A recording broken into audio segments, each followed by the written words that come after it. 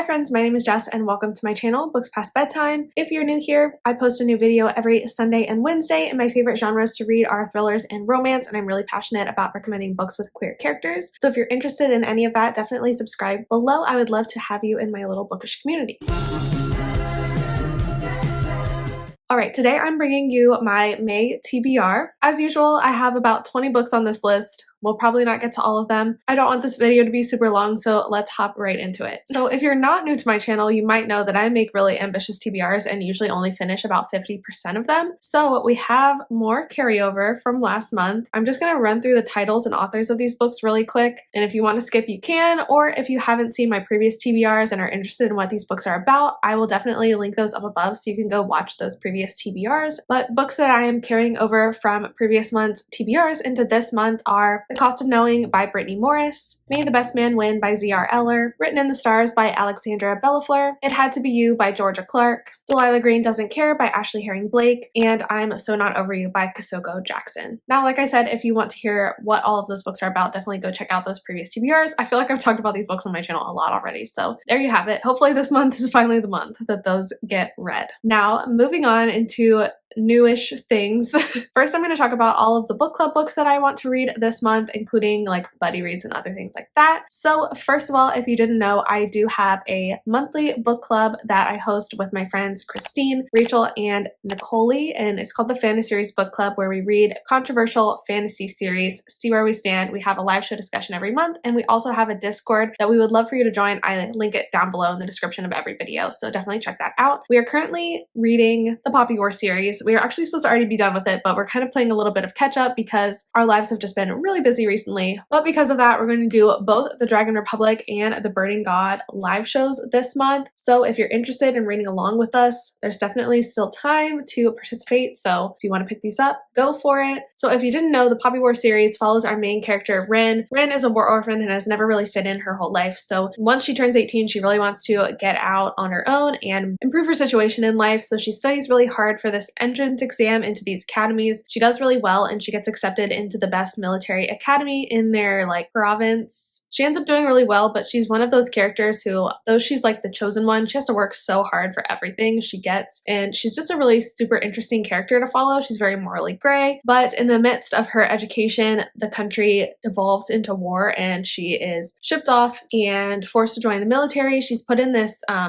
forget what it's called, like quadrant or something, called the Psych, and these are like the Empress's assassins, and they're kind of looked down upon by the rest of the military, but they have a very specialized skill set and job. And so that all happens in the first book. I have started the Dragon Republic. I'm like 100 pages into it, really liking it so far. I really liked the Poppy War, the first book in the series, so I'm super excited to finish this series out. It's like gritty and intense, but it also has a lot of levity, and it's just so well written and all the characters are so interesting. So I'm having a really good time with it, even though I'm not the biggest fantasy girly, but I love it so far and I can't wait to discuss these with the book club. So definitely join if you haven't already. We'd love to have you. And then I am also currently hosting an ACOTAR read along with one of my best friends on BookTube, Amanda at Ginger Snapped Reads. Last month we read the first book, ACOTAR, and I had mixed opinions on it, but you'll hear more about that in my wrap up on Wednesday. But this month in May, we are reading A Court of Mist and Fury by Sarah J. Maas, which I've heard is a lot of people's favorite book in the series. So if you didn't know, the series follows our main character, Feyre. Feyre is a human, but the first story is a Beauty and the Beast retelling, so she violates some sort of treaty and has to serve out her sentence in Fairy in this castle with this fairy named Tamlin and his friend Lucian, and she gets thrust into Fairy and she kind of starts to fall for Tamlin, and lots of different things happen, and there's also like this war going on in Fairy with this evil person who is threatening like the integrity of Fairy and wants to control everything when it's kind of been like independent courts where there's like some political intrigue.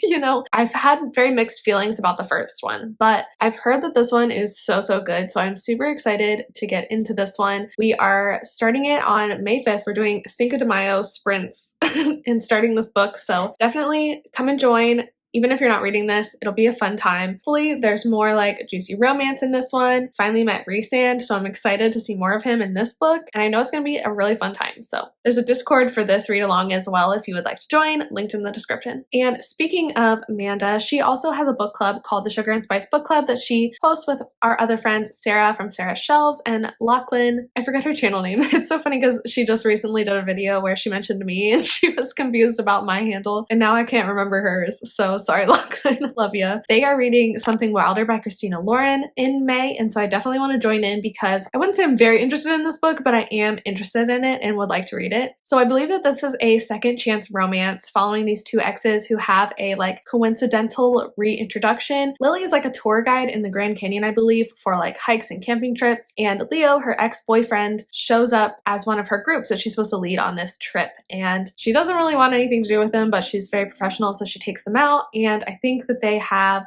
some kind of like fun thing that happens where they're like searching for treasure, or they like find treasure or something, and they have like a second chance romance rekindling of their relationship along the way. So I think that this one will be cute. Christina Lauren has been hit or miss for me, as I think that they are for a lot of people, but I am like tentatively hopeful for this one, and I think it'll be a fun time either way to read with the book club. So this one's on the plan for this month as well. And then I think that I did mention this one in my last TBR. I didn't read it either, but I am planning to buddy read Things We Never Got Over by Lucy Score with my best friends Amanda again and Caroline. So this is a grumpy sunshine small town romance that has been all the rage, particularly on TikTok, I believe. People love this book. It's really long, so that kind of scares me a little bit, but I think it's going to be a good time. Honestly, the description makes it sound like really campy. Our main character, Naomi, has this like evil twin sister who's trying to make her life miserable. And I think at the beginning of this book, she does like takes it to the next level and leaves town, leaving her daughter with Naomi to care for. And then I think Knox is like her grumpy neighbor who like begrudgingly helps her out sometimes. And I think that they have a romance. The last line of the description is also really ominous and talks about like real danger. So I don't know if there's like a mystery element to this story as well. I kind of hope with how long it is there is, because a 570-page romance seems a little egregious, but we were planning to buddy read this last month and didn't get around to it. I don't know that any of us actually started it yet, so we are definitely going to do this in May, and it's going to be a fun time. All right, and then the rest of the books on this list are a whole lot of queer romances, I'm pretty sure. I'm pretty sure that's all that's left on my TBRs. So I actually have a really big backlog of videos that I have filmed that I haven't edited yet in terms of like reading vlogs and like themed things. So I'm gonna try and focus this month on doing that and not focus on like filming any more reading vlogs. So I just kind of picked out some books that I am super interested in right now and think that I might get to this month, but these aren't gonna be like hardcore, I have to read these kinds of things, which feels great because I've just been making these really complicated TBRs all year and I'm just gonna read whatever the hell I want. So let's get into it. First off, there are quite a few queer romance like new releases that I'm super excited about that I would love to read. So first, of course, I Kissed Shara Wheeler by Casey McQuiston comes out this month. I love Casey McQuiston with my whole heart. Red, White, and Royal Blue is one of my favorite books of all time, and I also loved One Last Stop. I know that's not a popular opinion, but I also gave that book 5 stars. I fucking loved it with my whole heart. I'm super excited for I Kissed Shara Wheeler. This is Casey McQuiston's first YA novel, so that's super interesting to me. The description of it honestly kind of sounds like Paper Towns, so I'm a little bit wary about that, but Casey McQuiston can do no wrong. So Shara Wheeler is like this really popular girl, and she kisses like 3 or 4 different people and then leaves town, disappears. And one of the people that she kissed was our main character, Chloe. Chloe is determined to bring Shara back to town because she's like competing with her for valedictorian, and also I think probably kind of likes her and wants to have a romance with her or something. So Chloe and a couple of the other people that Shara kissed go after her, like go on this road trip to find her, find out where she went, and bring her back. So you can see like the similarities to Paper Towns, which I think is interesting. But I do have this one on audio from Libro FM as part of their ACL program. So thank you, Libro FM. I can't believe that this was a choice last month. Amazing. Can't wait to read this one. I also recently picked up This Is Ever After by F.T. Lukens. I read In Deeper Waters this month, actually, in April. I didn't love it that much, but this one sounds really good. It's a YA fantasy romance following our main character, Eric, and Eric is kind of thrust into being king, even though he doesn't want to. when I think something tragic happens to the rest of his family. But becoming king comes with this catch in that you have to find a soulmate before your 18th birthday, or else you will like wither away into nothing. He has 3 months to find his soulmate, and I think it's gonna be kind of like a friends to lovers type of deal. I think he has this friend Matt who is like his closest friend and advisor, and he's like trying to find a soulmate and realizes that maybe his soulmate was there all along. This one sounds cute, fun, and fresh, so I can't wait to read it. I also may have talked about this one in previous TBR, but I still haven't read Madman by Only James, which is the 5th book in her Necessary Evil series, following the Mulvaney brothers, who are this band of psychopathic killers that were adopted as children when they showed psychopathic tendencies and trained by their father to kill bad people. So, and each book is their respective romance. This book follows Avi and Felix. Avi owns this like fashion company, and Felix is the brother of another character in this story. I've started it, have not finished it. I love this series. I don't know why I haven't finished it yet, but definitely planning to. I also am currently in the middle of the Monstrous series by Lily Mayne. I read the first 3.5 books in April, and I would like to catch up with the series in May. So the book that I'm currently reading is the 4th one, called Gloam. This series is a post-apocalyptic series set in like a future United States where the world has been overtaken by monsters that came from another world. All of the people in America live on the coast in these like crappy like safe cities, and the country is like controlled by the military, and actually monsters are not that bad, but the military needed an excuse to be in control. And each book follows a different male monster and male main character romance. This 4th book, we're following Adam, who is what's called a raider, in that he lives in this camp in the wastelands of America instead of like in the military controlled cities. He meets this monster called Gloam, who has been captured by this evil lady named Mary, who likes to display monsters in like this weird museum thing that she has. And Adam is determined to rescue Gloam and the other monsters that have been captured, because Gloam is just really a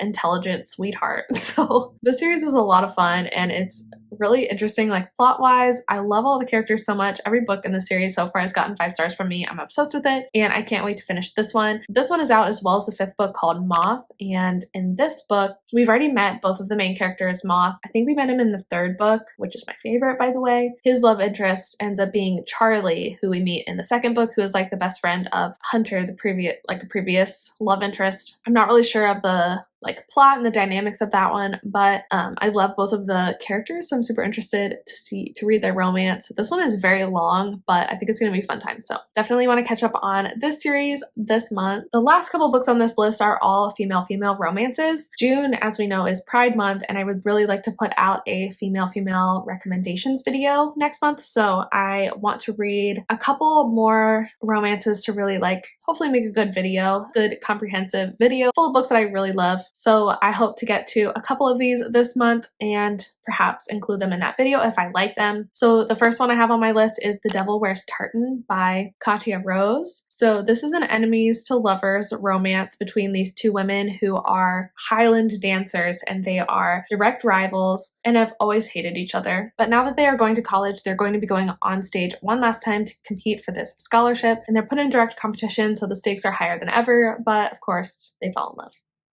I also would really like to get to A Little Light Mischief by Cat Sebastian. I feel like Cat Sebastian is very like prominent author in the queer Regency romance genre, and I've never read a book by them, so I'm super excited to get to this one. This is a short novella about a lady's maid and I think some kind of like royalty or like rich woman falling in love while they get revenge on this very bad man. Sounds like a fun queer time, and I'm here for it. I feel like another iconic author in the like queer historical romance genre is Olivia Waite, and so I really would like to get to The Lady's Guide to Celestial Mechanics in May. This story follows our main characters, Lucy and Catherine. Catherine is a countess and Lucy is a scholar of some type, I believe. Catherine really needs these French texts translated to English, and so Lucy like applies for the job and gets it. And as she is spending these long hours in the countess's house translating her shit for her, they fall in love. So this book has a super high Goodreads rating, so I think it's going to be a winner. And that is everything on my May TBR, except for the fact that I do need to figure out something to read for Kayla's Buzzwordathon challenge. I believe May is directions, so like north, south, east, west, up, down, things like that. Although I could perhaps count things we never got over. I feel like like over is like a direction word, right? I don't know. If you have any recommendations, let me know. But I believe that's everything I have to talk about in this video. If you're interested in more bookish content from me, definitely hit subscribe. I would love to have you. You could also like this video down below. That really helps me out. I also have my Instagram and Goodreads linked below, so you can definitely follow me over there to keep up with me on the day-to-day, what I'm reading. And that is all I have for you, so I will see you in the next one. Bye.